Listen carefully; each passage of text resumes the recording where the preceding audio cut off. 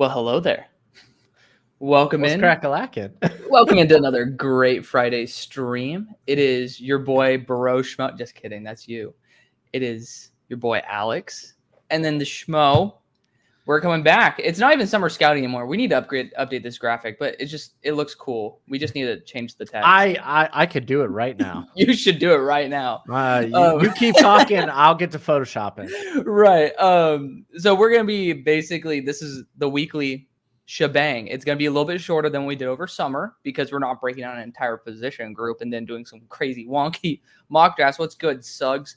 But we're gonna be breaking down, basically reviewing what players that we liked, performances, etc., from both the NFL as well as college. And then you guys know how it is. We go to brain rot session at the end, but we're kind of capping these at 90 minutes because it's more sustainable that way. We have And lives.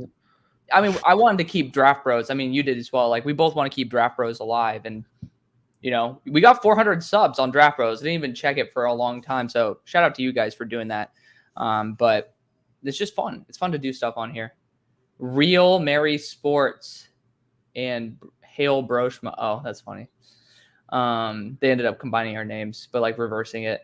Oh. My dyslexic ass would probably think that too. But anyways, we're going to have a good time. I'm literally stalling so that you can change summer scouting to something. What are you changing it to? Is it going to be a surprise? Actually, you have the ability to upload it. I'll actually wait and see the surprise. Okay. I'm currently also watching Arizona, Kansas State. So we got that going on in the background for some extra fun analysis that's live after Tetero McMillan got 2 receptions for 11 yards last week. Dude, they like double and triple covered them. Listen, Megatron still went off while being double teamed. That's what you got to do. Dude, don't sleep on Northern Arizona. It was Northern Arizona. Yeah. That shut him down. Oh. Yeah, no, he went off against New Mexico. Yeah. Like New Mexico saw that, or at least Northern Arizona saw all 300 yards, 4 touchdowns. He's like, we ain't allowing that. That ain't happening. Not us. Dude, have we talked since the story that T-Mac posted about potentially returning? No, I didn't see that. So it was on his Instagram story. Shout out to forgetting who ended up adding me at it, but he ended up, I think, sending it to me actually in DM. So shout out to you, buddy. But he ended up posting on his Instagram story, and I have a tweet out about it. But he's basically, so Noah Fafita's brother Dash Fafita just got his first offer from Arizona, and he was saying like, "Hey, I got 2 more years. Let's go. Let's rock it." So I'm like, it's at least saying that he could return. I think it's more of like a marketing ploy. Oh, you got the new X logos as well. I did. Look at that. Talking busy foosball. Boy. I had nothing, dude. You could have just said football. I was gonna put I was just gonna put talking ball, but I needed a longer sentence. Yeah, talking. I don't know. I'm in my water boy kick right now, dude. I saw it a couple of weeks ago. Brought up a lot of good memories. Huh? Waterboy? Oh, you're talking about the movie? That foosball? Yeah, okay. I was like, Okay, so Anthony Manzano. Actually, I think it's more enjoyable if everybody can read while I read. Alex, with it seeming that Tua... Oh, we're already diving in. Sorry, but we were both like, hey, we're going to ignore Tua. Well, that was the first thing I said to you. I don't want to talk about Thursday night. I didn't even read it. I was like, the people can read it with me. Do the Dolphins draft a quarterback like Cam Ward? Cam Ward is there. I don't think it would be a bad idea. I mean, theoretically, even if Tua stays, based on history, it's not a bad idea to have somebody who can come in because there hasn't been the availability that you'd be expecting. But it just sucks. It sucks to see that. I mean, I stopped playing football because of concussions. Obviously, it's far from about me. Like, who gives a shit about why I quit? But, like, concussions are a legit thing that I care about, and I know that a lot of people do. And it sucks because these guys, even when you don't see the massive hits, like when Tua is straight up throwing gang signs up, like that's all head trauma. I mean, it all ends up leading to this. And it's not just Tua, it's a lot of other players too. But it would be cool to have a Miami quarterback stay in Miami, I would say. Yeah. There's too many variables at play right now. We just extended him. Yeah. We honestly, we have no idea what a timetable will look like. Is he done for a few weeks? Is he done for the year? I get it. What if he Repetitive retires? concussions. I have no idea how that's going to impact him. Like Oh. moving forward, is that a retirement thing? I don't know. I'm not a doctor. I'm ignorant. I'm just going to wait till I hear something. But let me tell you the problem. Our offensive line sucks. Austin Jackson, 7 pressures given up, top of a sack. Yeah. Our left guard spots, it's a nightmare. You had Robert Jones start the game, not great. Lester Cotton came in, made me weep. I never want to see Lester Cotton on the field. It wasn't good last year, and he wasn't good in this game. Like, I've been saying it, man, every year for like 5 years now. Every year, Dolphins need to draft offensive line. Yep. This dated before Tua. Oh, but yeah, I mean, right now it's like, I guess you can mock. I mean, at this point, mock drafts are just more so to highlight prospects and fits. Yeah, it fits, and it kind of goes over, okay, where the teams are at this moment. Right. And of course, I mean, much like most sports, it's a game of runs. It's a game of momentum. Teams will get hot during the last part of the year. So it's just kind of like monitoring it's a heart monitor for every team. So, yep. That's pretty straightforward. I do think that within the first 3 rounds, at least if you do see someone with talent slip that you truly believe in, and it's not for injury reasons, because if you're trying to get somebody as of relief for someone who's not as available, probably want to have somebody who doesn't have availability as a red flag. But if you I'm being honest, I don't want to draft a quarterback. We signed him. If anything, like Jacoby Brissett or something, go get a reliable vet. Yeah. I mean, that's fair. If he's good to play moving forward, like again, if he does have to retire, I have no idea how that impacts us, like financially. I don't know what does that mean for the deal. Like I have no idea. I have no clue. Right. So, I mean, it's somewhere in that contract, I'm sure. Like, we just hear the very, very tippity top figures, but there's a lot more. Damn, is it that good? Like, you straight up look like you're. I love Red Bull, dude. Yeah, I love Red Bull so much. Shoot, I just twisted my nipples so hard too. Welcome to the show, everybody. I guess the brain rot's starting early. We got talking about the Dolphins and Tua. I'm sad. I needed something. Speaking of brain rot, it's right too early. Sorry, Tua. We love you. We do. I mean, I love that how much love he got. Like, just just Tony did bring up a good counter. He did say the concussion this time was not due to the offensive line, but there is issues with. No. I mean, it was him having to pick up a 4th down because they're out of the game. Those first 2 interceptions, you could put that on the offensive line. You could put that on miscommunication with his receivers. Yeah, because one of those stupid ones was the freaking chosen, who ran the wrong route. Yeah. Yep. Or at least he didn't run a route Tua was expecting. Well, the crazy thing is now DeMar Hamlin has a 1 KD. He's 1-1. Shout out to him. Anyways. I don't know. Okay. I was going to say, why would DeMar Hamlin want to do this to someone else? I don't think he tried to. He didn't.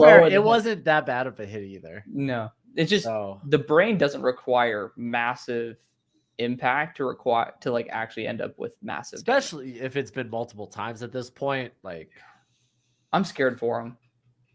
You're honestly scared.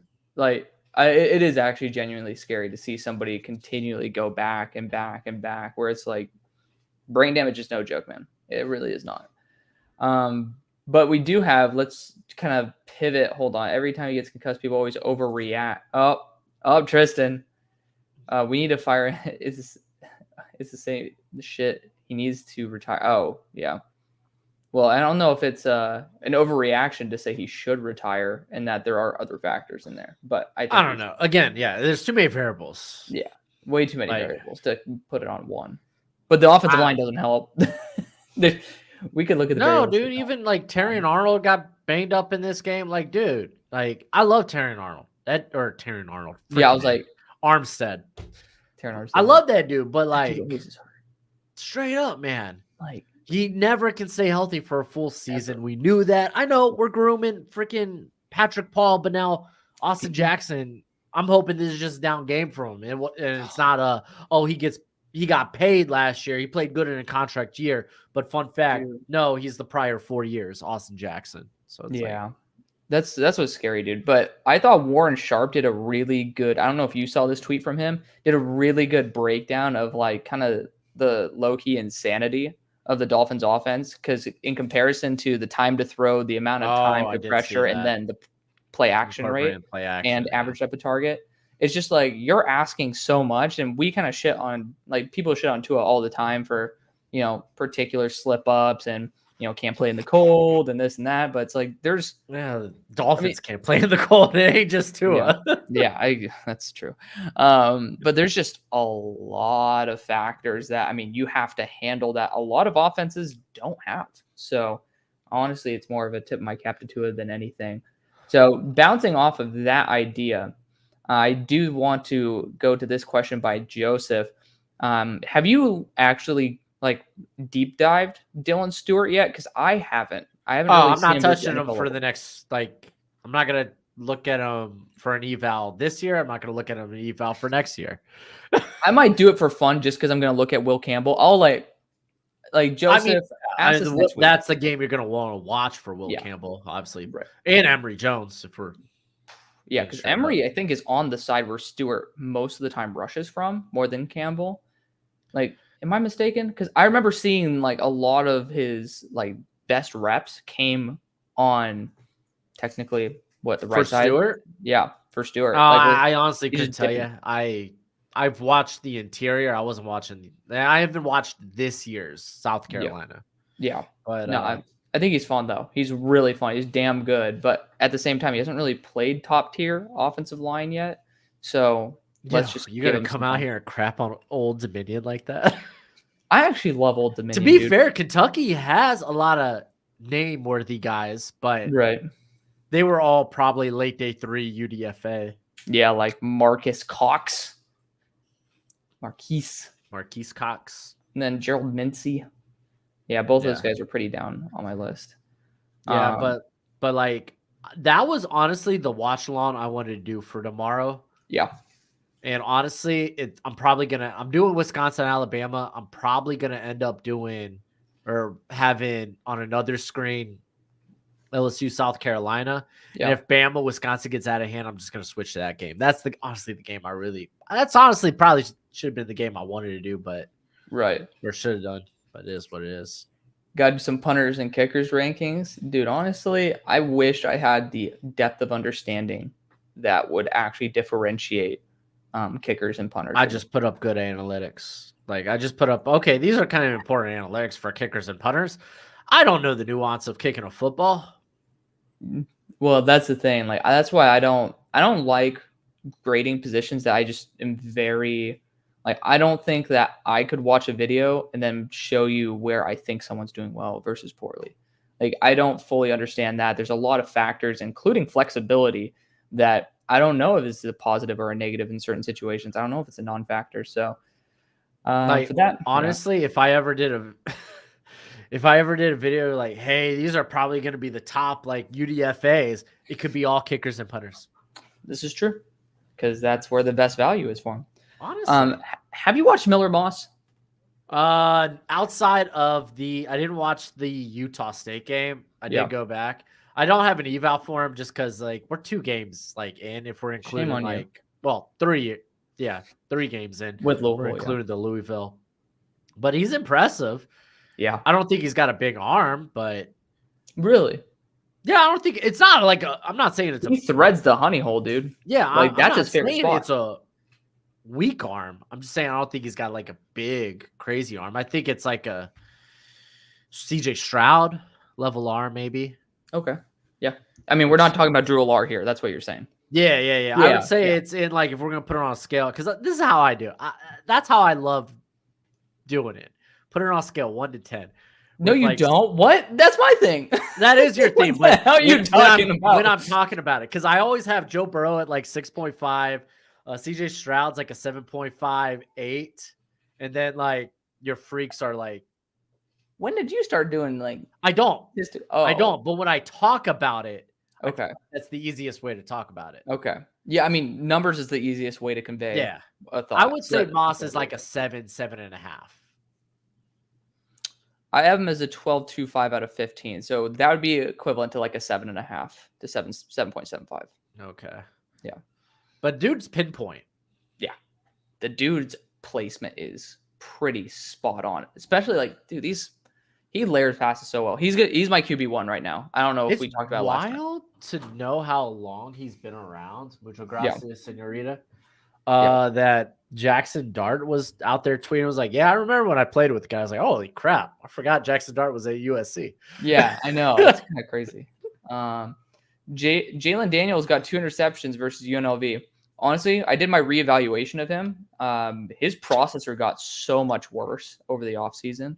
I don't know what the hell happened. Maybe it's the fact that he dealt with an injury all year and he's really rusty, but I mean, that's a dude. He already has 1 interception in the game against UNLV. He has 2 now. Oh, 2. Okay. Yeah. Did he have 3 last week against Illinois? No, he had 3 turnover-worthy plays. I think he had 2 interceptions, and then he had 1 the week before. Oh, yeah, against the feared, Lindenwood? Yeah, something like that. I'm like, how do you throw a turnover-worthy play versus, like, legit? Oh, I don't mind a turnover-worthy play. How do you throw an interception against that? That's fair. I mean, turnover-worthy plays means that you should throw an interception on that play, to be fair. That's fair. But, like, I feel like at this point, like, with him, if he's got more eligibility to stay at school. I mean, yeah, it just depends. I think that he is a late day 2 darling for a team that wants someone with arm upside who's flashed the processor. You say day 2? Late day 2.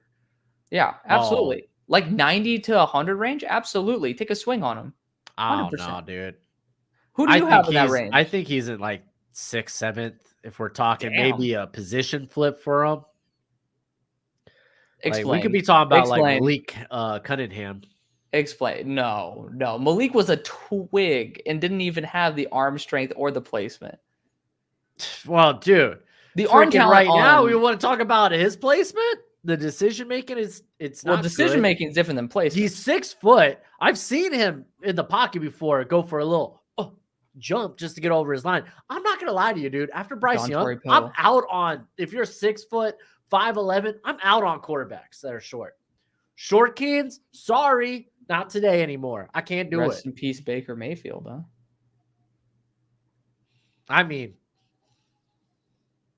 to be fair, Baker had to bounce around to a couple of teams. He's back. He's there. Baker's back. Baker's back. I'll say this about Jalen, because I think he is like around 120, 130 on my board. But, I mean, of course, there's a lot of other players that need to be added to said board. But at the same time, looking at his assets versus liabilities, there's not many quarterbacks in this class that actually do have consistently solid decision making. So I feel like you could essentially balance that out with a lot of other prospects. He has athletic upside in terms of mobility. Obviously, he ran for 2 touchdowns already today. But the thing is with his arm, when he makes those high-level throws, it's hard for a lot of prospects in this class to replicate it because he does have really good velocity on his big-time throws. He really has spot-on placement as well. It's just the processor took a big step back, and that's why he'll probably be an early day 3 selection because, like, I don't know, arm talent-wise, I think it's there. But, I mean, I get it. He's somebody who can't make the right decision and then ends up being a really good athlete. Usually you can transfer him to another position. But you got that arm strength, baby. I'm out, man. You're out? I'm out on him being anything more than even if you want to keep him at quarterback, developmental. Well, yeah, I mean, he's great as developmental for me. It's not like I'm talking about this guy being an actual starter. Yeah, but I'm not going anywhere day 2. Even maybe like early day 3, I don't think I want any part of it. I'm intrigued. We'll have to do a watch along sometime just Yeah. to see it live. But where would you rank Miller Moss based on what you've seen so far? If you had to Oh insert man, him? that's tough. Maybe third round if I'm just gonna throw a projection out there, third to second. Like I What? don't like. I mean, dude, it's literally just like 2 games. Is Jackson Dart better than him? Talent wise. He might be, dude. No. Jackson Dart might be. Just wait till Jackson Dart plays a real I'm giving team. you an easy option too, because Dart's done really well this year against nobody. Furman and Middle Tennessee. But it's like there's no evidence right now to prove that he's like Jalen Daniels. There's a lot of evidence right now to prove what you're saying over what I'm saying. No. But for him, no. I was trying to give you a little bit easier one. I feel like it's just a further emphasis on maybe this class doesn't have at the very least, a quarterback that should be taken to the first half of the first round. I have Miller Moss and Cam Ward on trajectory to do that.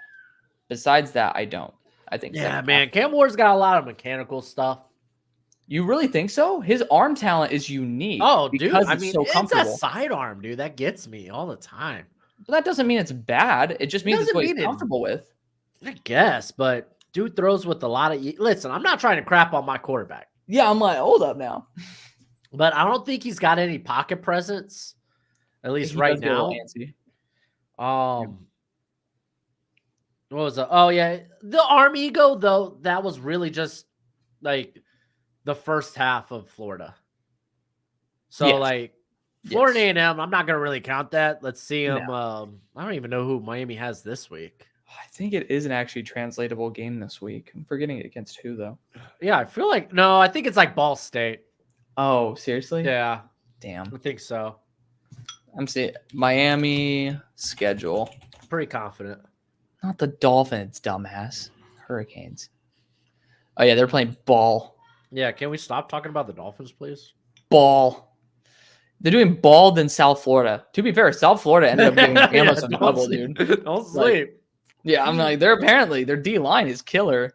But VT, that's their next good game. They were in that Alabama game for like 54 minutes. Dude, what the hell was up with that? Like, I don't want to watch Milrow versus USF. Tyler Booker had to play left tackle that game. I was very happy to see that they at least tried him. Well, it was only because of injury. I know. But at least it's like, hey, we get to see. And then he did struggle. But yeah, I thought he was all right. He didn't get probably a ton of practice at left tackle. So I'm sure it's not going to be a Kenyon Green. Remember that? Kenyon Green versus Will Anderson. And Kenyon Green won that match for the most part. Can we talk about Kenyon Green comeback season? So sick. Outside of I think he had a false start or something. Doing great. Yeah, he was good. Doing great. I'm so excited. I'm doing a new series called Former Firsts, where I basically check up on former first round picks and do hit, miss, or meh.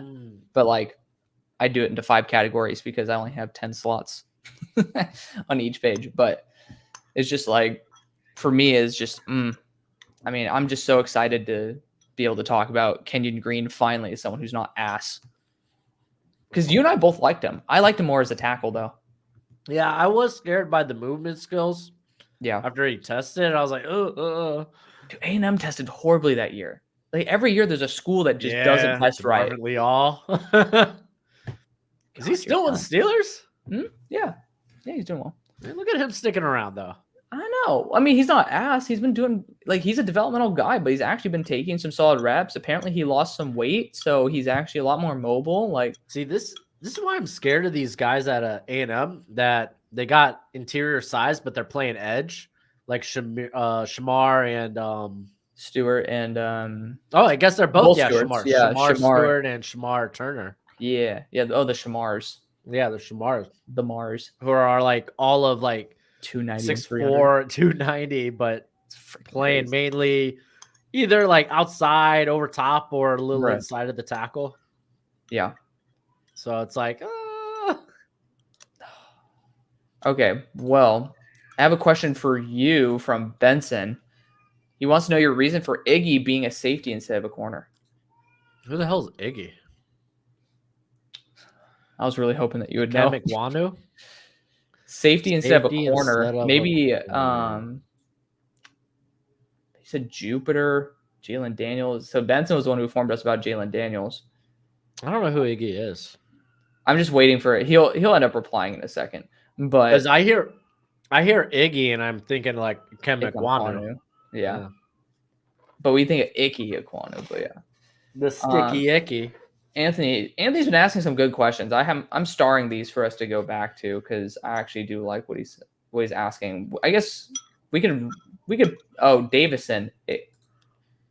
Davison Igbinison. Oh. Wait, you have him as a safety? He's in my corner list, but I list him as a potential safety. Damn. Because that size, dude. That dude's mean around the line of scrimmage. I like that. But I mean, corner's more valuable theoretically. It is more valuable. Doesn't mean he can play it. He can. I put here too handsy, which I'd rather have someone have that dog in them and have to reel it back than not having that in them altogether. Yeah. But I put man coverage, susceptible to double moves. This is where he gets grabby, solid recovery speed, but if he gets stuck trailing, he will not play the ball and totally relies on receivers' tells to determine when to play the ball. I mean, yeah, there's literally a clip of him staring Deion Burks in the face in the red zone when he got that. Yeah, this man is face guard. Jesus. What? Face guard Jesus. Just yeah. Yeah. Okay. But also, look at it, honestly, just add 7 pounds and just wreak havoc. Just in the look box. back for the ball. That's my advice for him. Just look back. I mean, to be fair, he's also stupid young, so dude, he is. And young. I haven't watched Akron, Western Michigan games. Ooh, I don't think I will. That's what I'm saying. I haven't reevaluated him. I just said in my recent mock draft because he's at 6 on my big board. I freaking love him, and I'm just like, man, that's just something that's not sitting right with me. But there's no way that I'm gonna use these games as evidence. Like, there's nobody that he's gonna be playing against in the NFL, and they've done well versus both those teams. So it's like you're not getting anything out of it. I guess Will Howard. Like, I probably won't move stuff on my rankings for another 3 weeks. So yeah, I'm literally doing it as I'm just regrading players. At this point, I'm not even moving it when I think players are doing better or worse. It's like I'm actually just keeping it true to my actual board. Yeah, I just got a doc where I take notes on players I've already evaled and how they may have done, good, bad. I'm really trying to focus on adding players I just haven't watched before. Yeah. So I get that. Apparently Tecario got burnt. He's not been great. Effective. Yeah. My issue with him is that he's stiff. His change of direction just not good. And it's just because he's 6'4". He's just physics exists, man. It's very rare that you find guys 6'3" plus that can change their direction on a dime. It's just physics has a way of really humbling you. Oh my gosh, good block. Yes, good block. So Devin Neal is currently the rushing and receiving leader for the game. God bless America. Okay, so I actually like this question. Who's our most underrated interior offensive lineman and defensive lineman? And then for defensive line, specifically zero techs, so nose tackles. There is a lot of meat in this class. Yes. Meat.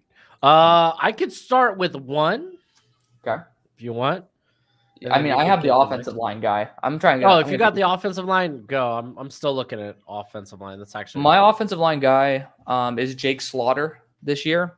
He ended up adding 10 pounds. Freaking love him. He graded the same grade as Parker Brailsford for me, and I really like Parker Brailsford.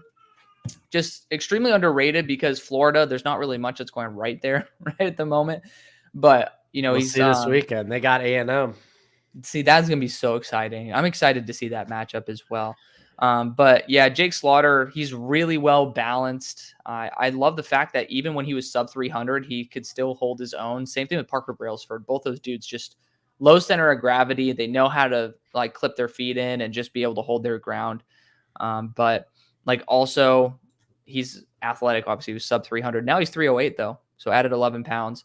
But not a dude who you're gonna really worry about like not being able to pick up blitzes and just. I love the high end play that he brought. I really do think he's a fringe starting center in the NFL. Okay. So I take him in the third or a second. My interior, Day two. because I don't love the interior class. Okay. Slaughter, though, is a guy I like. I'm going to go Weston Franklin from Georgia Tech. He's my next study. Dude, once I get all 22 on that motherfucker. Woo. Dude, moves well, stupid strong, always helping push piles. Yep. Oh, golly, dude. It's a thing of beauty. He's not like the fastest, might not necessarily be the strongest, but he's like, he plays with NFL mentality. He's like grit your teeth, keep the feet moving upon contact, and just does a good job in general. I thought he was good at that. That's fair. Like that Florida State game really put him and that whole offensive line for Georgia Tech. There we go. I was like, on notice. They're pretty darn good. Yeah. Interior?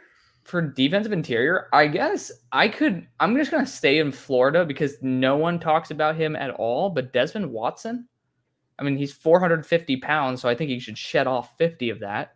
But the guy's really effective, and he has a very high motor, and no one talks about him. This guy is, I mean, physically, you can see he's a space eater. But you drop 50 pounds from this guy, he is, I think, 6'5", and he'll be 400 pounds. It's like, who the hell is Desmond Watson? Number 21 on Florida. Okay. So, yeah, no, I think he's awesome. Sweet. Wow, I got like, man, Florida might have a pretty good interior then. Because they also brought in Slackman from. Was he Harvard? That was Thor Griffith. That was Griffith. Who was the other? Penn? It was an Ivy League school, right? I remember. I thought Penn. Hold on. I thought Penn was a quarterback. No, that's New Hampshire. That I'm thinking of. Who was that guy? Max Brosmer. Yeah. I'm not sure because I literally just have Thor Griffith in my notes here. But I need to get to a lot more defensive interiors, dude. It's same. I've at least studied.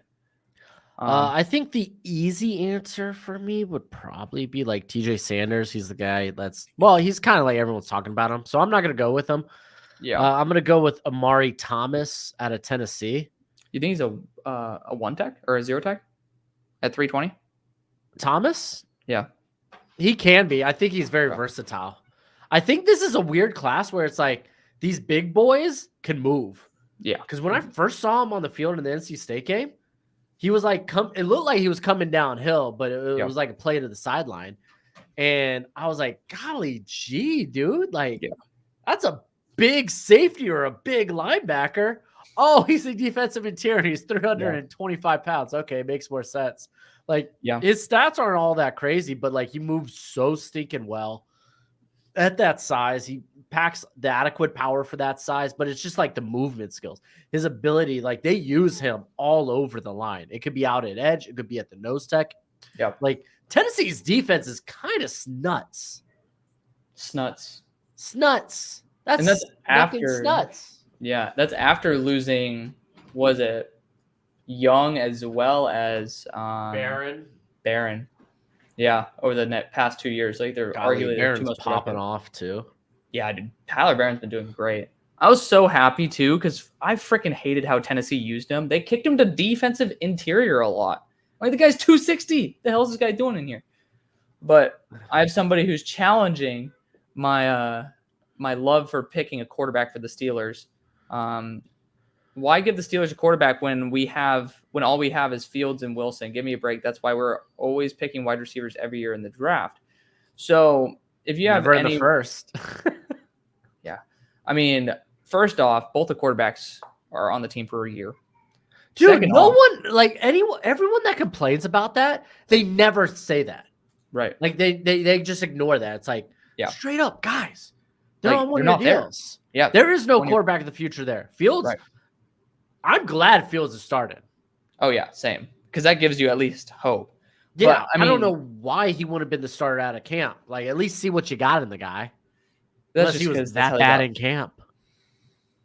I mean, there's potential there, but I also take into context where in the draft order the Steelers would be based on reverse Super Bowl odds, and I think they're at 14 or maybe 15. And if you're at 15, like first off, this is a team that is always over 500 or at 500, so that's technically a regression step from Kenny Pickett. I don't really think that's going to keep me from going a quarterback. Now, if Justin Fields is as good as I want him to be, and we get him a contract, fine.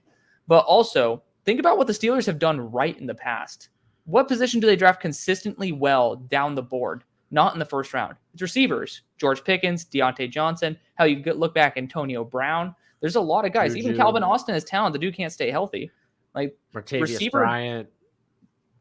Martavis Bryant is in the mix there. Like, genuinely, we do not need to pick wide receivers in the first. The one position I trust this team to draft is, well, actually edge rusher and then wide receiver. So, yes, the one position we don't draft very well outside the first is quarterback. And then last time we did, we forced one. But Drew Allar is my guy for the Steelers at the moment.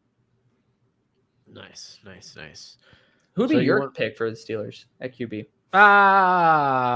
Honestly, It's too early, but yes. yeah, like if no quarterback's gone off the board, then I'd probably just swing at Carson Beck and shoot for the high floor. Really? Yeah, because that's how I feel about this class right now. Maybe it's like reminiscent of 2022, where it's like, yeah, maybe you just go with the high floor guy rather than swinging on the potential.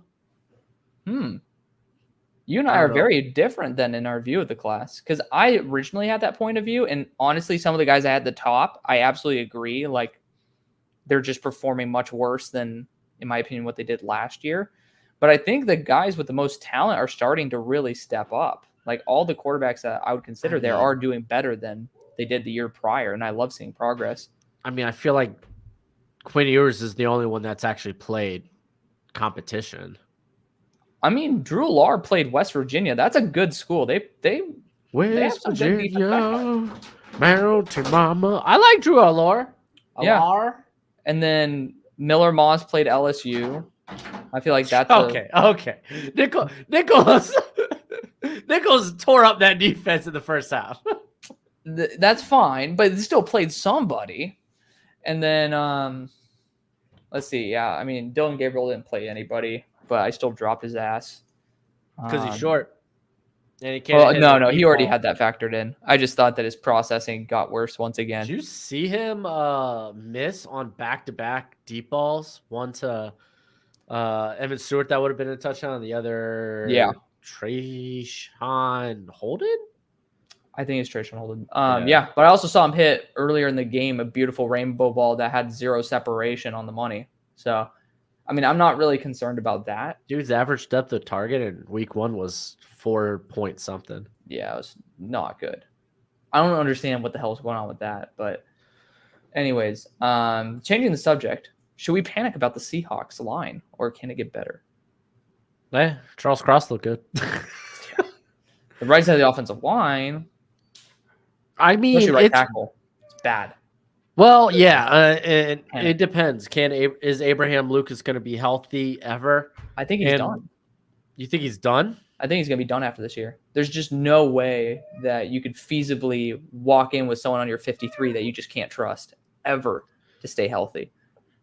No, at least put him out there this year and see. Yeah, no, after this year, though. I just don't see it. Yeah. I don't see it being mutually beneficial for the team to hold a roster spot for somebody that just is always under an injury condition. Connor Williams played good football for him. I forgot that he was a late sign-in. Oh, yeah. Yeah, no, good job by them. I mean, it kind of pisses me off, though, because Olu, I really want him to take the step up. But yeah, it kind of is. You need depth. You need depth, man. Injuries happen. Anthony Bradford, man, He's fun. he's all run block and no pass block. That's what he was at LSU, though. He was a freight train. Oh no! UNLV shooting themselves in the foot, What did they and do? Kansas can't recover a fumble. Hmm. So there was a fumble. UNLV, dude. UNLV fumbles. I think it was it Ricky White that fumbled that? No, Hold don't on. do that. Don't do that, Ricky. Mini Marv. Oh no, it was my bad. It was the quarterback. He was trying to Pass. escape the pocket, got tackled from behind, and then suddenly this ball was like just covered in grease. Nobody could pick it up. Kansas had like I tell you, they had like 5 opportunities to pick up that for a turnover. Mm. Instead, it's 2nd and 1 after the fumble.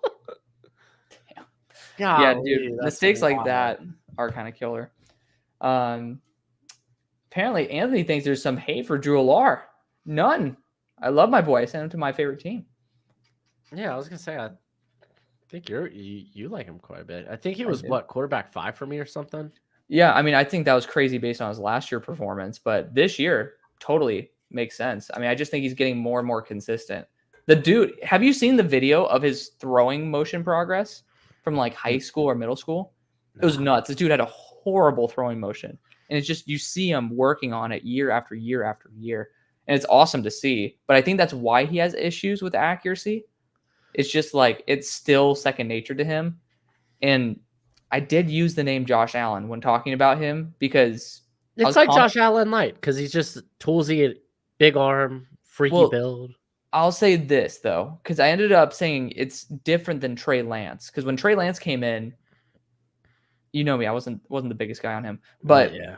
I didn't see the work ethic that I see Drew Alar. Drew Alar's working all the time. Josh Allen was not good when he first came in the league.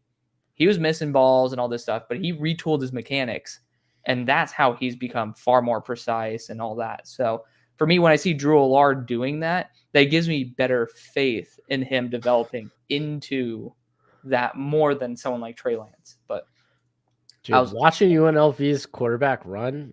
Was that just he is elusive. He ain't fast, but he is elusive. Yeah. What do we think is stopping Quinn Sewers from being a good quarterback? Just throwing to his first read without actually processing if he should. I don't know. I think he's been better at he's improved working within the offense and going through reads. Like I thought he was really good at that in the Michigan game. I thought he was really inconsistent, but his high level plays are so good. Yeah, so good. And he's got, in my opinion, a better arm than guys like Beck and Shadur, which you hear those guys are typically the first 2 quarterbacks that anyone talks about. I think that's just because that was the ones coming into the year that people thought would be the top, but I don't think they are. And I think Beck has done far better than what he did. Yeah. I think guys this week against Kentucky will be very telling. Yeah. I mean, Kentucky's about to get slaughtered, though. Tennessee Tech was a good. Okay, let's get back right. In that first half against Clemson, there wasn't a lot of chemistry. We were either missing on timing on the routes or the anticipation was off from Beck. Yep. And I think he acknowledged that, and they got better at that in the second half. But yeah, I'll say Kentucky. The anticipation was never an issue with me with Beck. Honestly, I think he's very self-aware that his arm isn't elite, and that's why he throws with anticipation. Because a lot of these are like they're straight up lined up on the right hash. He's throwing a 5-yard hitch on the left side of the field, so he has to really throw it pretty much from the snap to be able to get it there. But no, I really do like what Beck's done. I'm excited to see him like be able to have more opportunity to show it off. But still, yeah, man. How do you feel like there's a top 10 quarterback? Yeah. Okay. I'm pretty damn confident in Miller and Cam being worth it. So here's my reasoning on Cam Ward. I don't think he's there yet. I'll put it there. He's about 39 on my board. But for Cam Ward, the big issue that I think we all had was, why are you making these stupid decisions? We know you can make the high level throws. You have your issue with his throwing motion. I've pretty much I focus more on the lower mechanics, or if you have a slow ass release, like that's kind of a bigger issue too. But when it comes to his decision making, And we saw it in the early part of the Florida game. It's that arm arrogance. And it's like, dude, sometimes just know when to say no. You need your little canary in your ear. Just know when to say no. And I saw him be a lot more divisive and a lot better in terms of telling himself no after that first interception. That gives me a lot of confidence going forward that he at least inside his own head can tell himself to stop. That translates better than somebody who is just like Donovan Smith, like, screw it, I'm throwing this ball. And it's going to be a beautiful ball, but it might be picked. So that's why I could see that continuing. And if it does, I see him being potentially a number 1 overall pick. Okay. And he's super athletic. I mean, just the playmaking skills are really awesome.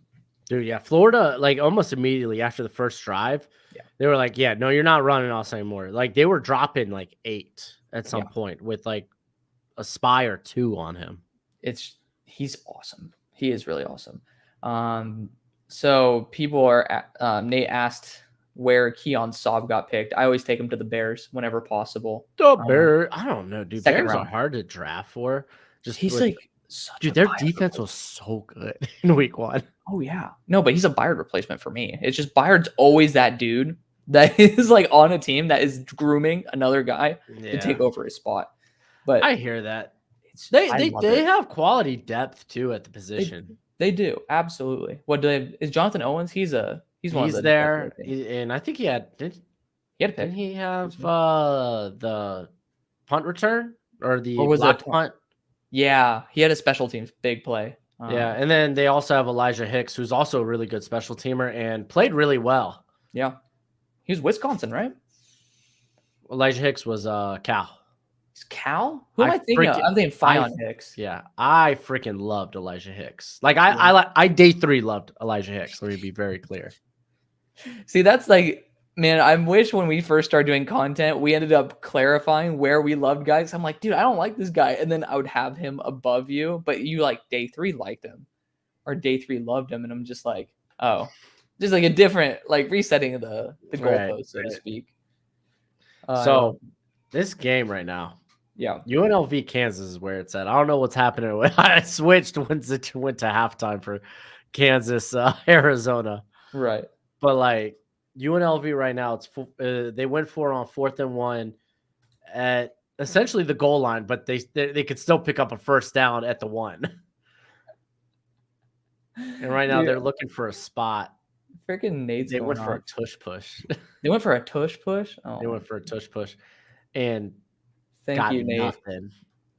Did you see what Nate's been spamming the chat? Oh, yeah, I saw that like 10 minutes ago, and I was like, dang. While I was just shoving my face full of food. I know. I'm like trying to star messages for us to go back to it. Like I'm looking at the chat. So Nate says Alex will win sexiest man of the year. I wish, brother. I need to lose another 5% of body fat before I could try to make any claims for that. But how does Ricky White have less than 5 yards? Well, because hell, that's probably who they're. Well, first of all, Kobe Bryant. Kobe, I freaking love Kobe. The thin Mamba. Also, they're probably that's the weapon on the offense. Like Ricky White last week in the first quarter had 5 receptions for 111 yards and 3 touchdowns. I get it's Utah Tech, but still, that's impressive as hell. Yeah, dude. I fucking love him. Okay, so this is actually a good question. Anthony and Nate have been actually bringing some pretty good content. So thanks to you guys for also helping carry the stream. If you see a corner that's too handsy at the line where he has too many penalties, is that a sign that he has to move to the safe position? Not at all. Sometimes, well, in my opinion, not at all. I think certain systems prioritize physicality to the point where some guys in college just don't know when and where. And that's why I think it's more important to look at the team they go to after the draft. Like Christian Gonzalez, I said, like, I have some concerns if he goes to the Steelers, for example. But if he goes to Bill Belichick, I think he's going to be an all-pro. Like, you just go to the right system fits. So for someone like Davison Igbenison that's been mentioned, like, you want him to go to somebody like Flores that Brian Flores is going to teach him how to be physical. Ryan Nielsen. Yeah, Ryan Nielsen. Like, just somebody who knows how to teach corners when and where to be handsy. It's the guys who go to these teams where they just don't really thrive with press coverage, and the guys still just don't get the proper training and mentorship to know when and where, that's when it can become an issue. Because I really think that you need to be physical at the next level. Receivers are physical at the next level. You need to have that. That's like a prerequisite for me.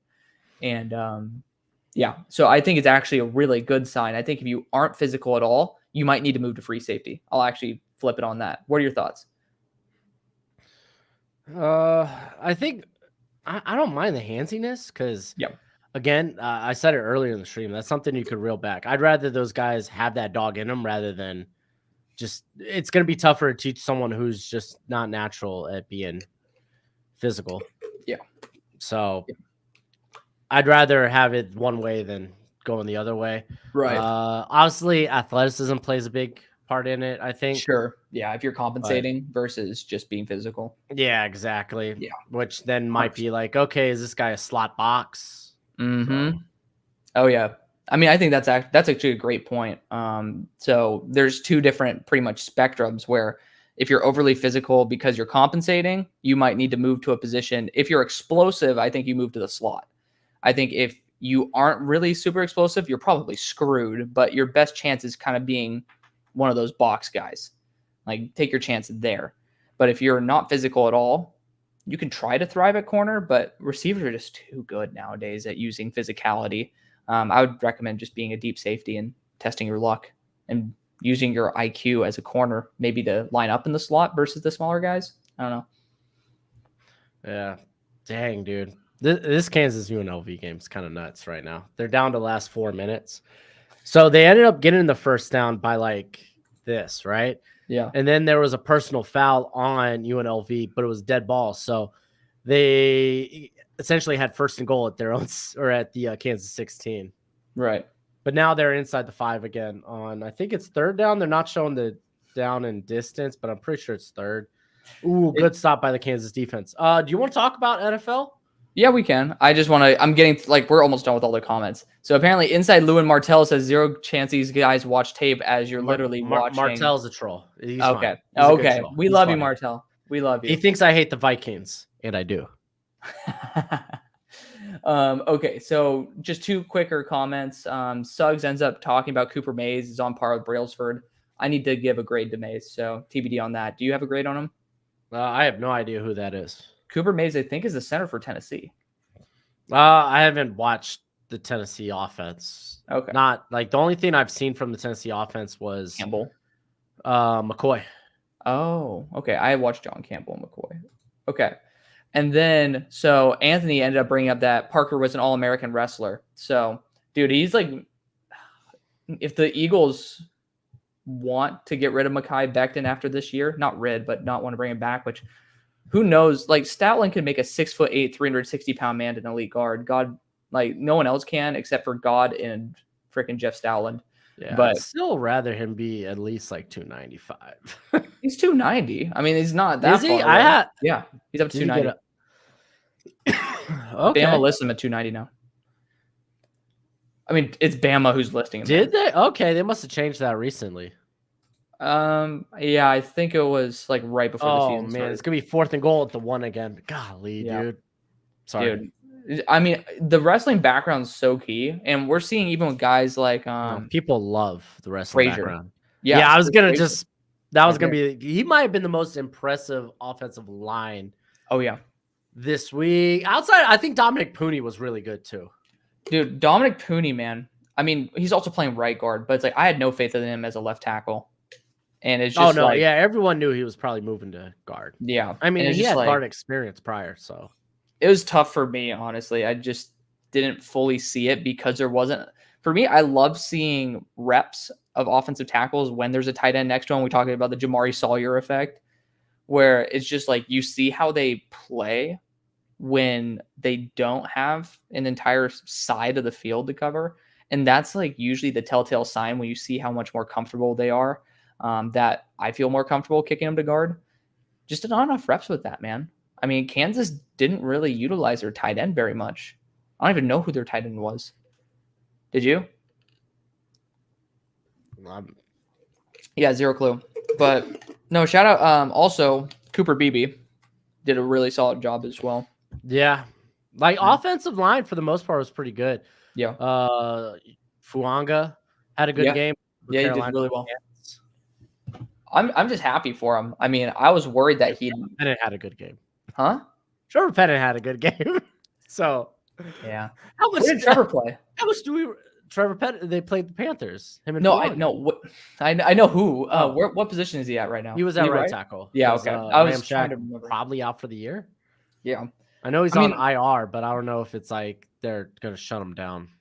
Yeah. Obviously, there needs to be a bigger test for both of them, but I mean, it's a good thing. I still had Trevor Penning as like my 65th overall player. It's not like he was like 500th on my board, so he's been underperforming that mark as well. So I'm excited to see him do well. But apparently, Miami has another center, Zach Carpenter. That's cool. Man, Matt Lee was my guy last year. Carpenter just sounds like a center name. It does. It does. And then Elijah Alston from Miami. we got some Miami offensive linemen that are apparently really good, according to Anthony. That's good. Okay, so we're done with those comments. We want to talk about some ball. Yeah, yeah. Let's FL. run through the NFL real quick. Yeah. Okay. Where do you want to start? You want to start Cardinals Bills? Oh, we're gonna go game by game. Okay. I mean, we could go game by game. How do you want to do this, bud? Yeah, that's fine. Let's do it. Let's rock it. What were your thoughts? I don't want to do it if this is gonna be the format. What are my thoughts? Okay, how about this? What was? Let's each give a takeaway from week one. Yeah. My takeaway for the Cardinals is that they're far more competitive than what I gave them credit for. I still also Kyler Murray is getting too much hate for that Marvin Harrison miss. Did you see Dan Orlovsky's breakdown of it? So under pressure. I know. Did you see Orlovsky's breakdown of it though? No. I thought that was unbelievable. I'll just quickly summarize it. He analyzed the shift of the offensive line. Was he shocked Murray didn't run out of the back of the end zone? I think that he left that comment unsaid, but it was an unspoken comment. Of course. But he analyzed the fact that the offensive line had a half shift left, and Kyler ended up shifting left as well, meaning that was primarily this section of the field he was reading. Also, 2 linebackers blitz, so you have to determine if you're actually going to throw a hot route, which pressure came in quick enough to where when he realized Marvin was open, there were already a couple defenders running to guard it. Yeah. There you go. There you go. The water boy. So he basically said that it would be very difficult to get that throw there while the check down was far more available and it was the more logical route. So it's that was my big takeaway is that, I don't always agree with Dan Orlovsky for a lot of things, but I really thought he did a great job with that. Yeah. My takeaway, the Cardinals defense it's what it was last year. It's not good. Yeah. But they're going to play tough, and that's a gain in defense. They're going to have to win shootouts. Yeah. That's it. And that's just not sustainable. Yeah. Marvin Harrison will have better days. I think he had a drop in that game too. He did. And then he also had one where I saw somewhere in terms of miles per hour play to play, he was the slowest among. I think it's 16.4. Yeah. Among good. rookie wide receivers. He has it in him though. I mean, yeah. We've seen him clocked at 22 plus. But I had an issue with his play speed for a while there at Ohio State. I don't know why. I really hope that improves. He ends up running the fastest, when they clocked him at over 22, is when he had the ball in his hands. Yeah. Which I guess is a good thing. I mean, I'd rather you be able to move with the ball in your hands than without. That's a plus. I think it'll be fine going forward. He'll be fine. He'll be fine. Buffalo. They're going to be Buffalo. Buffalo going to Buffalo. They're going to have Keon Coleman produced. Some head scratching games. Yeah. So, I thought Keon Coleman did well. Dude, I don't know if James Cook is gonna. He might end up being the rushing leader. I don't know, but he might end up being the touchdown leader. Yeah. He had 3 tutties yesterday. Yeah. I mean, he is the primary option on that offense, but it's also good to see that at least in the receiving core, Keon Coleman still was able to produce a solid amount. It's not like he did a great job, but I mean, compared to what people thought of him as someone who could never get separation, you don't really catch. You don't get to be. Wasn't he a target leader for the receivers? Not this past game. He only had one target against the Dolphins, but I think he I'm had tripping. Yeah, I was 5. talking about versus the Cardinals. Yeah, no, I'm just throwing more context out there. I didn't look at the stats. I think it's gonna be very much week by week. We're gonna see a new target leader. Yeah, because I think like Kincaid may have been that guy. Dude, Kincaid's such a beast. Yeah, he's good. Beast. Dolphins Jags. Takeaway, well, based off the Dolphins last night, offensive line, and I feel like there's more to talk about with the Bills Dolphins because there's now a lot more problems moving forward. But the Dolphins defense, actually, they were really slow out the gates, along with the offense against the Jags. And then they didn't really show up last night. Yeah, I know. Last night they didn't do a good job, but versus the Jaguars, I thought they did. Yeah, I thought they were really good in the second half. Like that's when they really started putting like the fire to the feet. Trevor. Yeah. Well, I mean, my takeaway was Brian Thomas Jr.'s him. Like he really was. Dude, that throw by Trevor Lawrence was nuts. Beautiful. But there was a deep pass to Brian Thomas that wasn't completed that I think should have been another touchdown. But he basically burnt Jalen Ramsey, and it's just like it's no indictment to Jalen. Clowning Ramsey too. After there's no indictment to Ramsey because Jalen is obviously a fantastic corner. But the fact is, I felt compelled to give an it. Like the reason I have an it factor is because of Brian Thomas Jr. Like there's something about the way he played that wasn't quantifiable that I just loved and I knew would translate. And he's done far better than I ever gave him credit for. Like he looks like a legitimate wide receiver 1 for the team. Dude, all last draft cycle, I was saying, hey, if he decided to come out in the 2025 class, he would have been up there for wide receiver 1. Yeah.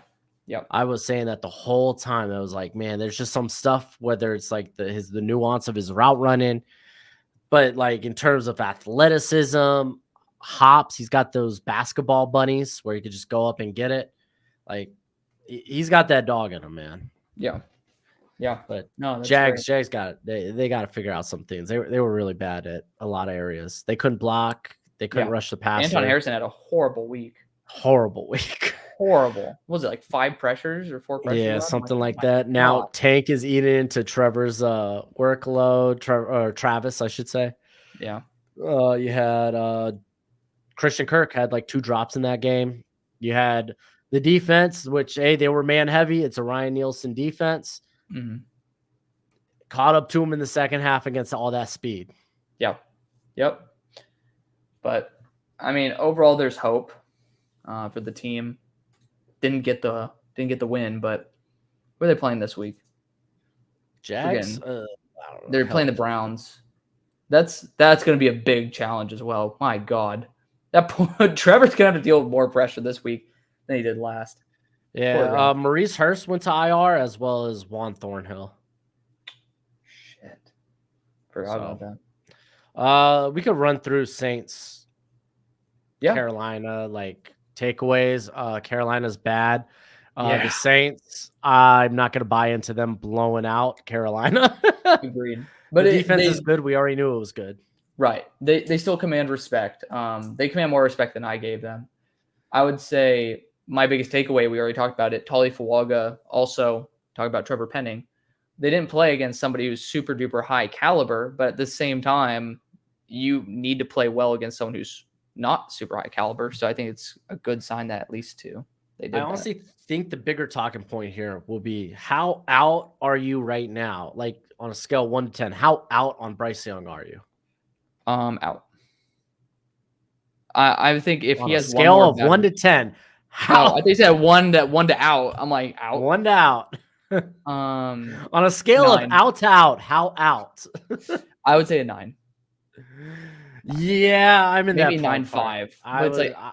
I wanted to take a quarterback number 1 overall to Carolina. I was saying that, but it's just like I'm waiting 1 week, 1 more week, man. I took Quinn Ewers in a move up for him. No, I think regardless, he starts the rest of the season. Like, if he sucks, he sucks. Then shoot, keep throwing him out there so you get a good the number 1 pick. Yeah. But I mean, also at the same token, it's like you're praying someone emerges as that first overall type of caliber pick. Right. Worst case scenario, if they don't, though, it is a prime opportunity if you are at 1 to trade back and then let a team that is kind of being super aggressive for a limited style player like Will Johnson to get aggressive. Yeah. So at least there is that as well. Bears and Titans. Caleb didn't throw for over 100 yards. Didn't need to. No. My biggest takeaways were Bears and Titans defenses are nuts. Yeah. I was going to say Darrell Taylor was an excellent move. I think he's the edge 2 for the Bears for the future. Yeah, I mean, dude, He's even so DeMarcus Walker had a big game. He had did. like 5 pressures. And he's a versatile guy that he could kick inside. Like that whole defensive line was getting pressure for the Bears. Yeah. The secondary was incredible. Yeah. I mean, dude, we could be talking about Stevenson and Johnson being like the best 2-0. Yeah, the best 2 at the end of the year. Yep. And I don't think we should sleep on the defense for the Titans either. They were pretty darn good. They did a great job. I mean, who was that? Devondre Sweat. I mean, I didn't even, like, what the hell? He literally, single-handed was like, hey, any inside counter crap you got, you ain't coming up the middle. No. He literally shut down the middle of the freaking line of scrimmage. He was awesome. Really, really good performance. It was good. It was good. Caleb, the better games will be ahead. It is what it is. Honestly, the fact is they won. Will Levis was honestly, if you take away that flip pass, I don't think it was that bad. No. It was early in the year, new system, new guys. I'm going to give him some slack. Yeah. But if he continues, then we can have a discussion. Yeah. All right. We got Vikings. We got Giants. I'll give you my Giants takeaway real quick. Sorry. Andrew Thomas and Dexter Lawrence deserve so much better. They should request trades. Dude, KT and Brian Burns. Ineffective. You want to guess what their pass rush win rate was? What was it, like 5%? Yeah. I think Burns was 5.3 and then KT was 5%. Yeah. I mean, they're going up against arguably the best tackle. Exactly. I was going to be fair. Caveat. But still. Like it was pretty embarrassing, especially for Burns, who just got paid $30 million. At least Kayvon's still on a rookie contract. Yeah. You got to produce Spider-Man. They'll do better, but it's like, oof. We're reminded that Christian Darsaw might be the best tackle in the NFL. Yeah, right. So like, and I mean that. I'm not like just saying, yeah, right. But I just want to be clear. Sam Darnold, how long do you think he's going to be good for? I mean, I don't think he's going to be playing very many gimme games like that because it's like, to be fair, Andrew Phillips did a good job, but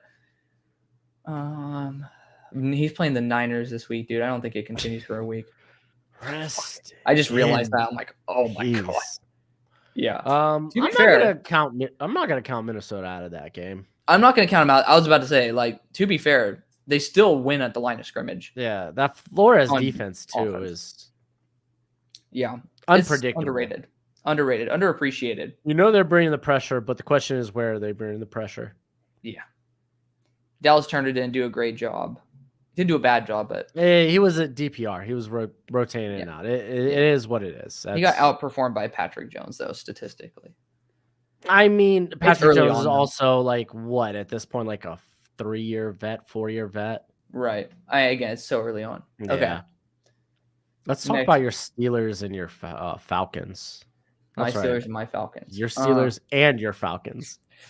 So Chris is a hero. Monster. I love him to death. Obviously, we wouldn't have won without him. The only man to score for the Steelers. Just nuts. But I think there were some amazing flashes of connection between Justin and George Pickens, something I still have no clue why quarterbacks, both Justin as well as Kenny, didn't do enough.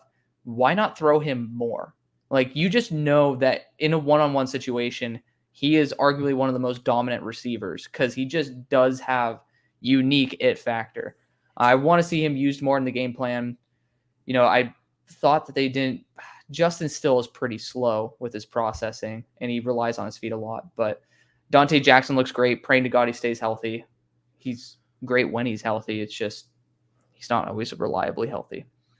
Yeah, I think with the And TJ Steelers, Watt. if this is the Justin Fields we're going to see week to week, even though they didn't get in the end zone, It's enough. yeah, it's enough. He didn't put the ball in harm's way. That defense is stupid scary. Yeah. I guess with Atlanta, I'd be worried that your only good offensive linemen are Jake Matthews and Chris Lindstrom. Yeah. Like Bergeron had a rough game. Dolman got crushed. Caleb McGarry, to be fair, he's more known as a run blocker than a pass blocker, so it is what it is. TJ feasted though. He could easily be like DPOY based on that week 1 performance. Dude, like, yeah, it was kind of nasty. I think there was only one other player that probably was on par with him. I don't know if we're thinking of the same guy, but who are you thinking? Who are you thinking?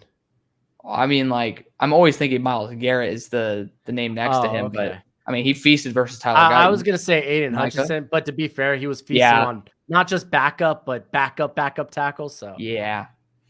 But no, Aiden had himself a week, man. I was also going to bring Micah into that mix too, but I mean, we know the top. Oh guys. yeah, Micah had a freaking field day. I forgot about that. Didn't he have like 11 pressures? Like, God. Dude, him and DeMarcus Lawrence combined for like, I think either 20 or 18 pressures for like 3 sacks. Nuts. It was ridiculous. We'll talk about that in a second though, because we're literally talking about 2 of the edge rushers on that team. Yeah, right. On those in that game, I mean. Yeah, but Atlanta, you gotta hope they get better. We'll see. Kirk looked a little flustered, but I mean, first game back, Achilles repair. Really thought that they should use Michael Penix early on until Kirk gets comfortable. Yeah, that's the only way you could have justified having both of them on the team. But I digress. Texans Colts was fun. It was. Anthony Richardson needs to be more consistent. If he is, he could. I mean, if he's in the big plays, it's like you take the good with the bad.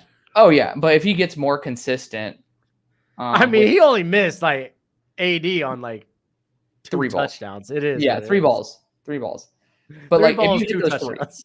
3, yes, if you hit him on those 3 passes, I do think that like if he were consistently able to hit those 3 passes that he missed, we could be talking about him as a top 10 QB in the NFL.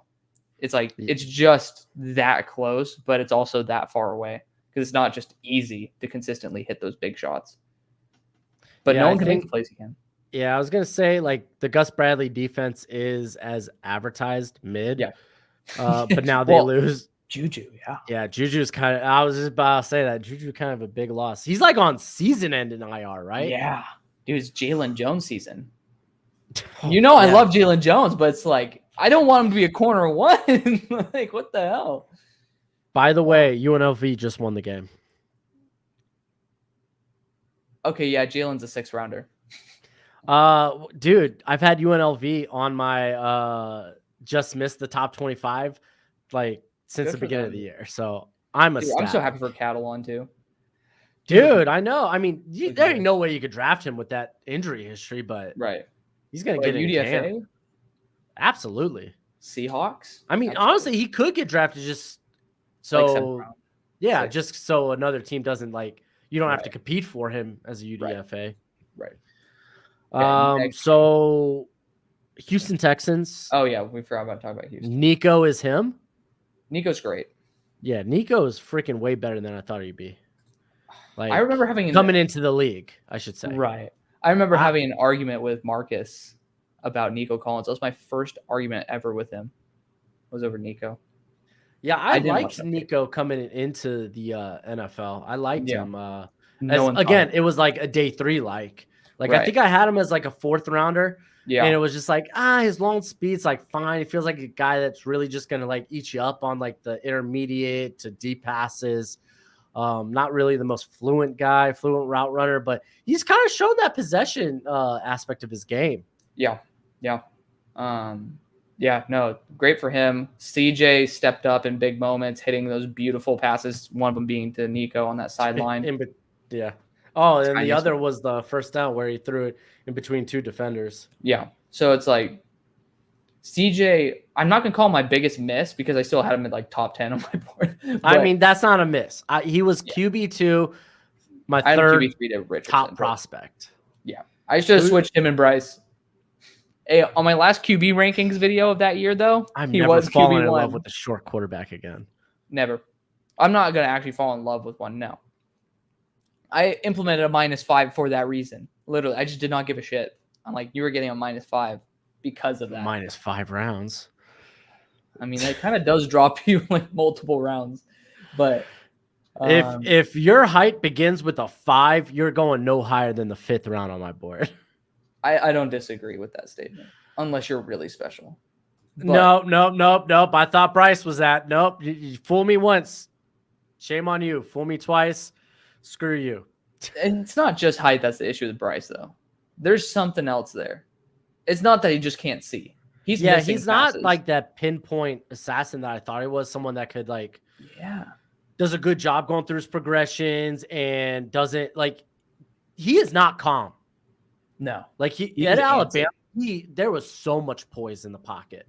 Yeah, and hell no. It's not on the offensive line this year, or at least it doesn't look to be that. Yeah, like against the Saints, I thought his protection was pretty darn good. Right.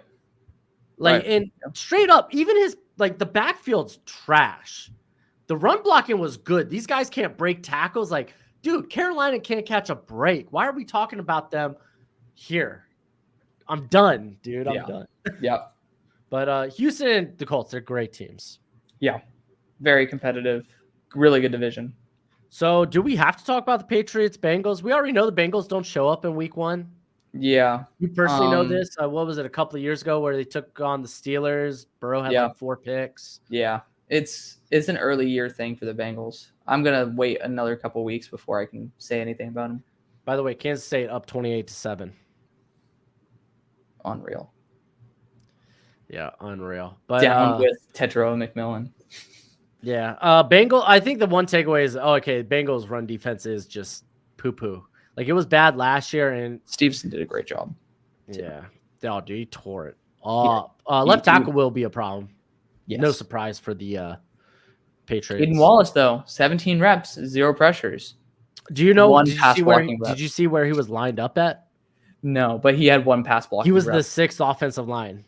Oh, really? On those reps. On all of those reps. That's how much they employed a 6th offensive lineman. Polk and Baker were healthy scratches. Yeah. I guess that they're not they just don't want to throw them out there just yet, but kind of is what it is. Are you sure? Polk got a reception that game. Okay, maybe it was just Baker. That's my bad. Yeah. Okay, next game. We want to get this under 90 minutes. Yeah. Seahawks and Bo Picks. They played an unbelievably conservative game. Not a fan of what Bo looked like past 5 yards down the line of scrimmage. Do you know he was the only rookie quarterback to complete a pass of 20 yards or more? Really? Fun fact. That's not surprising, though. All these teams have very conservative game plans. I mean, it's week 1. Yeah, it's week 1. It's their first time out there. But my biggest takeaway, honestly, was that, I honestly was very unimpressed with the Seahawks in terms of my buddy Zach Charbonnet, apart from that wheel route, did jack shit. I really was hoping for Zach to be far more effective as a relief back. Kenneth's probably going to be out this week. I know. That's what scares me. That's what I was going to say. It's transferring to this week. It's he needs to take a big step up for them to continue this. I thought the Seahawks should have been far more efficient in terms of scoring. I thought the score should have been a much bigger margin. Yeah, to be fair, on the first drive, Geno shot himself in the foot with a big sack and then the interception, but he was pretty good after that. Yeah. The defense is great. Yeah, for the Seahawks. Julian Love is gonna be a star by the end of the year. Which one? Julian Love. Oh yeah. He's already a guy you could talk about fringe top 10 safety in the league, but I think he's gonna be up there. Boye Mafe also. He kind of had a coming out party this week. Yep. Granted, it's against the Broncos line, but Broncos don't have a horrible line.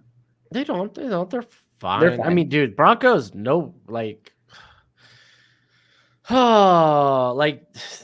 have no playmakers. They just don't. Yeah. Cortland Sutton had a pass go between his hands. I'm just waiting for Troy Franklin to get on the field, man. Dude. Did you see The 26-year-old rookie from Utah, Veal. Yeah, Devon Vell got 8 receptions, like for like 30 yards too. I'm like, really? Come on, man. I mean, he's got good size. I mean, Yeah, I yeah. get it, I guess. Raiders took on the Chargers. They did.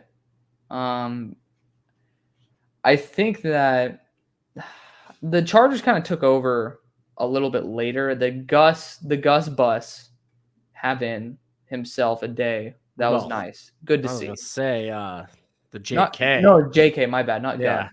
Yeah, The Gus JK. bus was its usual self. Yeah. 2 to 3 yards carry. Yeah. No, I meant to talk about JK. No, it was so good to Yeah. see JK back and healthy. The Chargers, I think they have a good locker room chemistry. Joe Alt obviously did a great job. Dude, yeah, against Max Crosby, I thought he did solid. My biggest takeaway, though, for the Raiders, poor utilage of your defensive players. I was looking at the snap counts. It's like they're putting out guys that I just genuinely didn't think deserved to be on a football field when they have a lot of talent. It just didn't make sense to me. Yeah, I didn't really look at the snap count, actually. I was just looking even at the defensive stats, and it's like looking at the reps that they had there. And I forgot Kuntz is on IR. So yeah.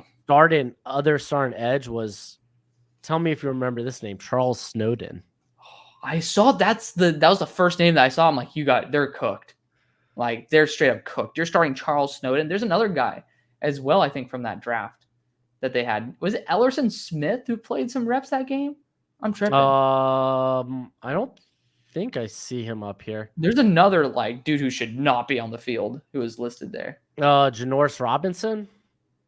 Yeah. Janarius Robinson, former Florida State cat. Yeah. Wasn't he like a 7th rounder by the Chiefs? Yeah, Chiefs. God. But I mean, I thought the Raiders defense was all right. It was fine. Better than they should. It wasn't.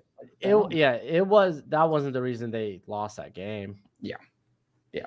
But because offensively, Gardner's gonna go out and Gardner, but the run game's nothing. Right. Well, they have undersized offensive linemen. Get Jackson Powers Johnson. I guess he's ill or he's rehabbing from injury. Yeah, Cody Whitehair ain't a starting offensive lineman in the league anymore, or at least he shouldn't be. He was bad. He's a depth guy, and it killed the run game. Yep, I totally agree. Okay, let's move on. We're going to talk Commanders and the Baker Mayfield led Buckaroonies.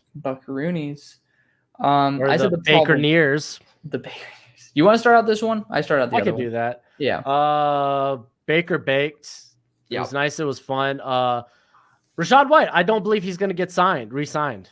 No, Bucky. He's fine. Job. He's good in the passing game, but I don't think his production for what I just don't think the vision's there with him. And the offensive line was noticeably much better than it was last year at run blocking. Yeah. It wasn't perfect, but it was better. It was a significant improvement. I think Graham Barton was a big part of that. Yeah. But with how good Bucky Irvin played, you got to imagine it's they probably figure they could just stockpile running back, especially with this upcoming class with running backs that White, we're probably not going to bring you back. No. I think he's still got a year left anyway, but if Genty's available for them in the first, I don't think they can pass on that, depending on where they are, of course. Oh, but if they're in the teens, that's where I think that's just. I mean, hey, I love Genty. He's my guy. He's my guy. Well, I'm projecting him based on where Bijan went. That's where I think logically he will. I wouldn't put him on that plane. But Jameer to that I have him as a first rounder. Yeah, but I won't put him on the. I'm not saying that's where I have him. I'm saying that's where I think he'll go. Oh, he'll go. What happened? Bijan went top 10. Yeah, that's what I'm saying. Well, Bijan Jameer went 8 and 12, so it's I think it's going to be near that teen range. Okay, I was gonna say I could see it 18 start to be his range, but again, I was saying 14 on. That's where I think that could be it. But fine, we'll settle in the middle. 15. Do I hear 15? 15. Sure, but still, I mean, they definitely could be looking for that compliment to Bucky Irving, who did a really good job on a cheap contract. Yeah. What did you think of Jaden Daniels? Honestly, I thought that he had the biggest flashes out of all the QBs, not just because the stat line, but he was the most poised, so to speak. Granted, none of the other guys were really poised, but he showed that he can translate the rushing ability to the NFL. That's a good sign. We know that he has a good arm.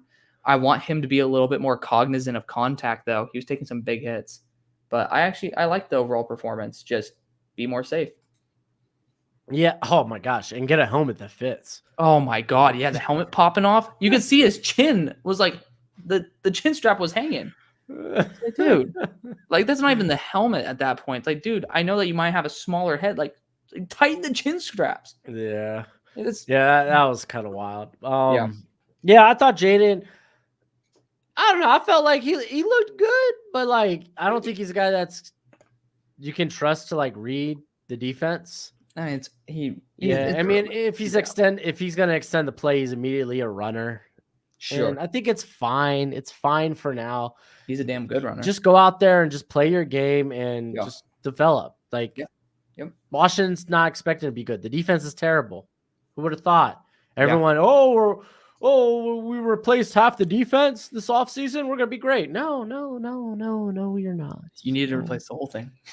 Yes. There's still parts there that need. You're telling me you're excited about Michael Davis coming in and playing corner for you? You're telling me Cleveland Farrell really just gets you going? Must not take a lot to get you going then. I know. Yeah, but Bucks are going to be fun. Bucks defense still worries me a little bit though. I thought it looked better in portions, and I do worry about the pass rush, but Yaya had a good game. Yeah, I liked Yaya, but Joe Tryon hasn't developed at all. No, in terms of where I'm hoping. No. I mean, I kind of figured he's not going to be brought back anyway. No, but like that's going to be a key piece. Cowboys, Browns, we finally got there. There we go. So final game. Your hot take. Not looking so hot. Which one? Oh, the Deshaun Watson. Yeah. He's just so much rust, man. And then all this other bullshit that's going on. I don't even know if it's rust at this point, man. He is just. I just don't think people are starting to retroactively look at his previous performance in Houston and trying to like think. But that's the guy that Cleveland traded for. Houston Deshaun. Right. And the Houston Deshaun was really solid. The thing is, he was out for a year. And then dare I say, Houston Deshaun was like a top 7 quarterback. Oh, yeah. He was phenomenal. And it's just like people were trying to say Bill O'Brien brought over Clemson's offense and it made it easy for him. I'm like, yeah, like that would translate to the NFL. That would end up coming back or like ending up running up the score on the Chiefs early in a playoff game. Like, so what you're saying is Deshaun needs to go back to school and play for Boston College under Bill O'Brien. I mean, they have a running style quarterback right now that's actually quite fun. So they take on Mizzou tomorrow. Dude, that's such a good game. That is low-key. That's not a bad game. I'm going to the BC SMU game, and it's going to be so fun. So fun. BC. Oh, okay. I was like, wait. I was thinking it's not this week. It's like in November. Yeah, I was like, who are they playing tomorrow? Who the hell's BC? No, we just talked about Boston College, Mizzou. They can't be. Yeah, we already played the team this week. Yeah, Deshaun's broken. Yeah, it's the worst trade in history, in my opinion. Like in retrospect, not in the moment. In retrospect. Oh yeah, well yeah. I mean that's how it's. People are only like, way to really gauge it. Like in the moment, you're just projecting at that point. Right. People are saying the Bryce trade up was, and like Bryce trade up is a really bad trade, especially now that you're looking at it. But like you can still get out of Bryce. A class with Anthony Richardson and CJ Stroud, and you're the one that traded up and got the bus. Right. Potential bus. I don't want to be out on Bryce. We're both at 9 to 9.5 though. Yeah. If it continues for 3 more weeks, he's done. I'll go with 7. I'll go with 7 for now. Okay. But regardless, it's like even in that you can get out of Bryce Young. The Browns can't get out of it. They're They worked his contract. Just what? They restructured this year. $80 million for both years now to extend him. Oh gosh, I hope he has a turnaround. Go enjoy your fruits. It's not good, but that doesn't mean they can't bench him. But we are closing on that 90-minute mark. We have 2 more games to go over. You don't want to say anything about the Cowboys? Yeah, so Marshawn Nealand had 5 pressures. That's sick. It's good to see at least he can produce when Sam is not healthy. That's a big plus. I mean, they feasted on the backup tackles. I mean, you're not talking about them playing creme de la creme offensive line, and DeJuan Jones was still a quality offensive lineman last year. I think that, you're still facing quality players, but they showed up. I think that they need more weapons. I feel like Dak, he was fresh off of getting paid that morning, and he came out there and was like, I'm just gonna throw this around. Dude, I mean, like, that's what makes me so happy. That makes me so happy to see someone who gets paid and still plays like they're trying to get paid. Oh, dude, freaking Raiders fans are probably raging right now. Why? Because there goes your free agent. Yeah. Oh, yeah. I would have thrown the bag, especially with this quarterback class. I would have thrown the bag at Dak. I was like saying as a joke for the Eagles to trade Jalen and sign Dak. It's just like, because the Dak would be an upgrade. He would be. I think that I would agree to that. I don't know if you're in that mindset, but I think Jalen's the worst part of the offense at the moment. I mean that we're only 1 game in. The field sucked. I mean, I'm not making excuses. He didn't have a particularly great play, but I still think Jalen's fine. He just got married, so he lost that dog. Okay, well, we just breached the 90-minute mark. Let's get through these last 2. All right.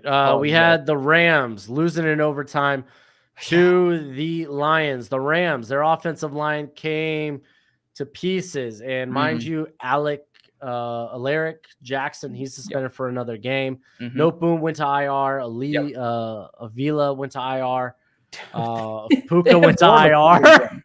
Dude, Darius Williams went to IR prior to the season. God. Along with they have like Trey Tomlinson IR. They have Darion Kendrick IR. Like, dude, this team they're like the Ravens. Like the way the Ravens used to be like 5 years ago. Dude, how much longer till Stafford hits IR? My hot take, I think, was that McVay was done after this year. I think that might be I don't know, man. McVay and Stafford. Real promising. Like, dude, Jared Verse.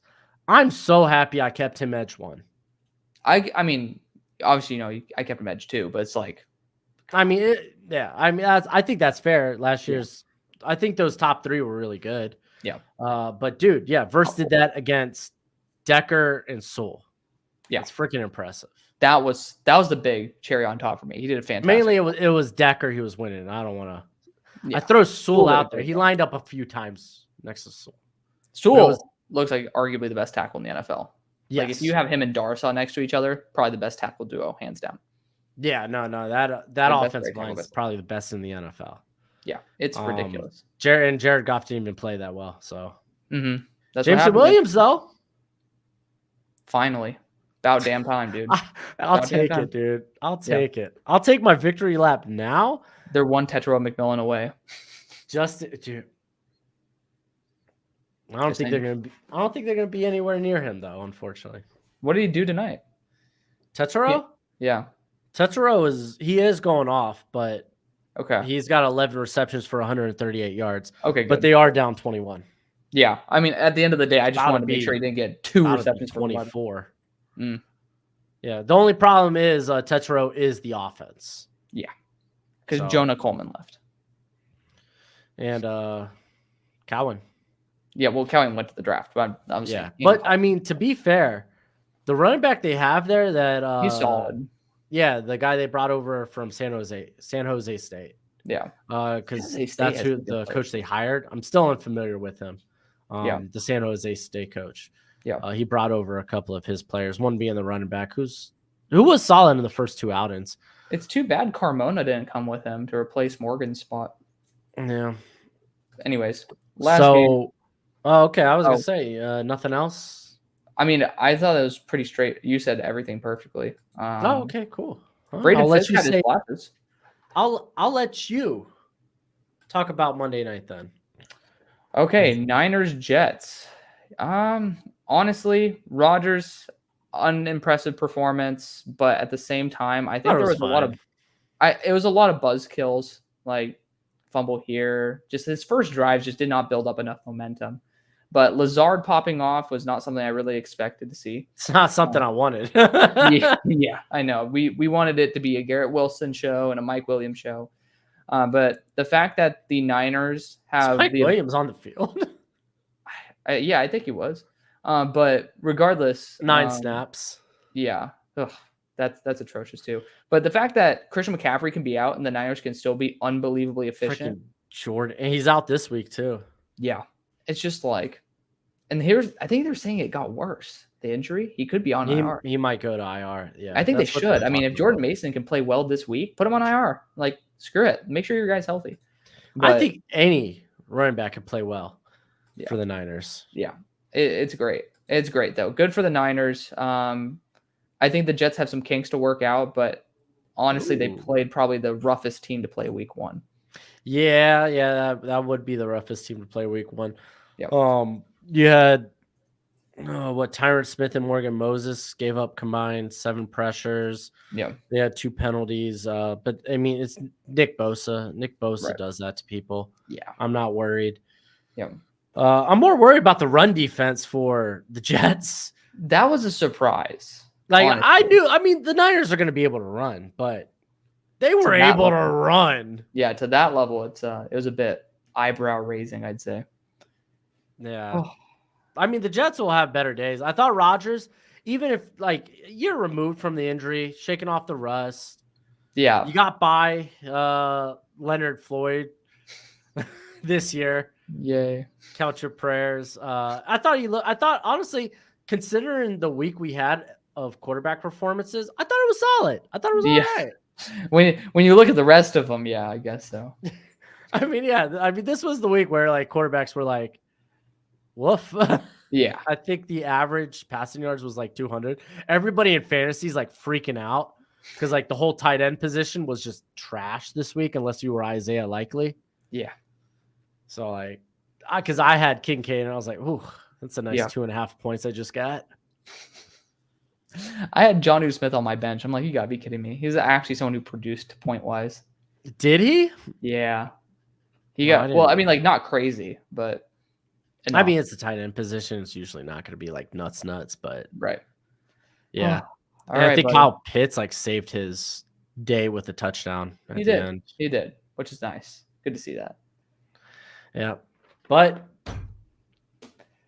it's time to go to bed. Although we've come to the end of the road, I can't let go. Freaking love Boyce, man. I saw him live in concert in Vegas, and golly, my panties were wet. The hell, man. Too far? That's on me. I missed you, man. Obviously, yeah. This is why I wanted to make sure that we had these streams. There's still a little bit of brain rot in there. That's the best part. The analysis, the brain rot. That's what's up. Oh man, I'm ready for. I don't know. I don't think it's gonna be a lackluster week of college football, but like there's a few good matchups in there. But I feel like there's nothing crazy of consequence. Sure, unless something happens. Like this Arizona Kansas State game might be the biggest game of consequence, and it's not looking good for Arizona. They're down 24. I'm just excited for Fafita to be like minus 50 points. Jeez. Yeah, he's returning. He's a true junior, so I don't think so. His brother's gonna be showing up. No, him and McMillan are the same recruiting class. They played together, so. Oh, I was saying like Fafita might transfer over, stay, because I think Dash Fafita wants to go there, or maybe Dash could be the backup to Noah for next year. Yeah, I mean, I think they all stay. Yeah, I mean, I've heard the last 2 years Archie Manning was going to be the star over at Ewers, so. Well, he'll get the show it next year. He's already showing it sometimes this year. It was Colorado State. Let's calm down. At least you can perform against someone who's poor. That's a start. I mean, yeah. Dominate who you're supposed to dominate. Right. All right, Alex. All right, dude. It's been fun. It's been real. It's been fun, real. So take it easy, homie. Take it easy. All right, everybody. We love you. Later, y'all.